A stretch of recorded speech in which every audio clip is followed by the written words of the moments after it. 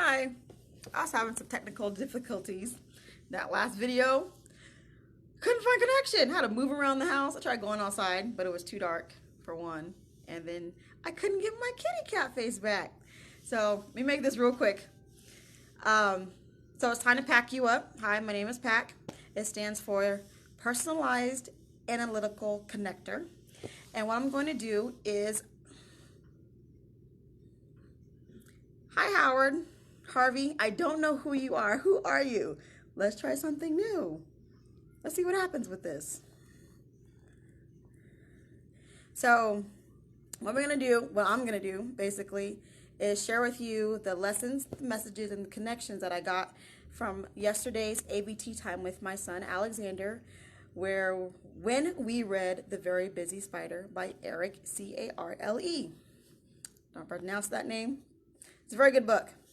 The main focus that me and Alexander got from it was the lesson of distraction. The spider was very busy because she was building her web, and different animals came to ask her if she wanted to stop building her web to go do an activity with them. Like the horse asked her, hey, do you want to stop, want to take a ride with me? The spider never answered because she was very busy spinning her web. There's the pig, oink, oink, you want to come roll in the mud? The spider never answered because she was very busy spinning her web. And the first video I said, that is a lesson when it comes to when we are focused on doing something. Sometimes we should not talk to those who are distracting us. Why? Because our ears could like to hear what they are saying, and we want to hear more. And what do we know? When you listen to something, when you hear something, it also leads to thinking it, feeling it, and lastly to your body, where you act upon it, where you do it. And sometimes that is not very good. 2, if she would have answered, that also would have been taking time from her to her focus. Sometimes some people are very multitasking. They can talk and do something at the same time. I can, depending on what it is. Like if I'm really intent into writing a book or a story or a poem, you can't talk to me. Don't talk to me. Leave me alone so I can finish what I'm writing, because I'm like in the zone and you're messing it up.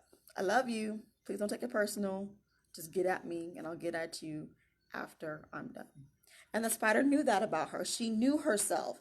She knew that she was focused. She wasn't trying to be rude. She just needed to spin her web.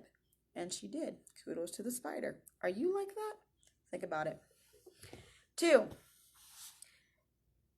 after she was done finally spinning her web, a rooster came and said, cock-a-doodle-doo, you want to catch a pesky fly. At this time, the spider had now finished her web. So what that meant is she didn't have to go with the rooster to catch the fly. The fly came into her finished web. So she finished her work that she set out to do. And when she was done, her blessing, her reward, her finished product was a web that catches her food. But let's say what happened if she left to go roll in the mud with the pig, or if she left to take a nap with the cat. Would she have been able to finish her web? And at that time, would she have been able to have caught that fly when the rooster said, hey, you want to catch a pesky fly? The rooster brought the fly to the spider so that she could catch the spider in her web. You see how that's all connected? If she didn't finish her web, she would have missed out on her blessing. She would have missed out on her food, on her reward. Let's say if you're working on your business plan and you wanted to go like to a business meeting or a business event, but you decided to go to a party the night before. Instead of staying up preparing like you were supposed to, you wanted to go to a party. And when you did that, you missed a step in your business plan. You were too tired. You weren't 100% yourself. So that if you did decide to go to this business meeting, business party, you weren't your best, which means you didn't give the best presentation of yourself. You didn't sell yourself the way that you could have if you took the time to prepare the night before. I say with children, people like, hey, it's very good if you give your children baths, especially have more than one, give them baths the night before. So that if like you got to go to school, you got to get up or go to work the next day, bam, let's go, let's go, let's go. You took a bath last night, that's great. Wash your face, brush your teeth, eat some food, brush your teeth again, get some clothes on, because you prepared the night before. If you didn't do that, then the next day when you wake up, it's going to be pretty hectic. Everybody's crying, screaming. Everybody got to get a shower. You got to get some food. And if you don't wake up in time, like we normally wake up between I'm bad at this, but I wake up between 5 and 6 a.m. I need to do earlier. Sometimes I don't get up. And then I have to rush to get my 5 children ready and still get myself ready so I can take my husband to work so I can have the van.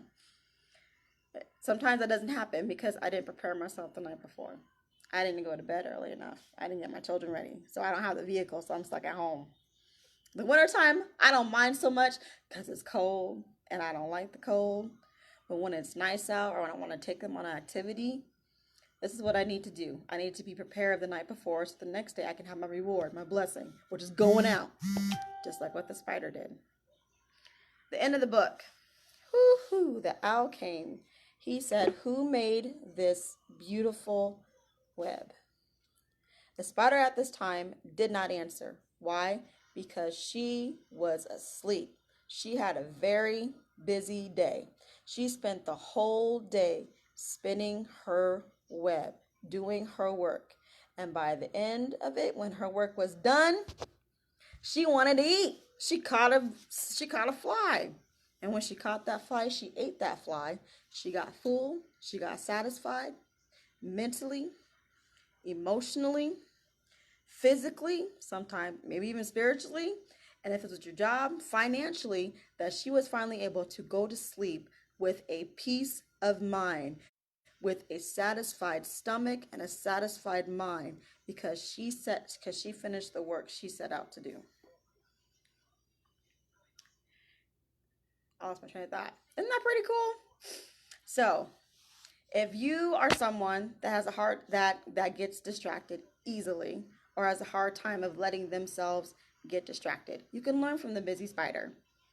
And it's not something that you should feel bad about or should feel guilty about, because you have a focus, you have a goal. And if the person who's distracting you is not trying to help you reach your goal, is not trying to uplift you or encourage you, then you owe it to yourself to not allow yourself to be distracted by them or by it.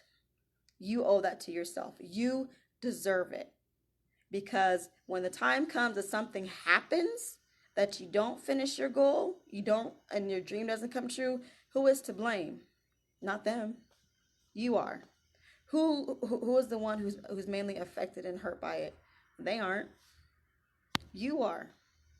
Who is going to have to start all over again or take a longer time to finish the work that they set out to do? Is it them? No, they're still doing what they're doing. But you will have to.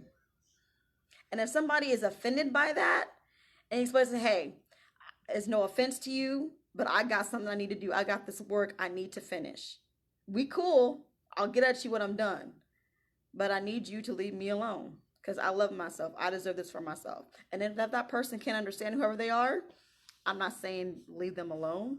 Just take some time from them to reevaluate who they are in your life and your relationship with them.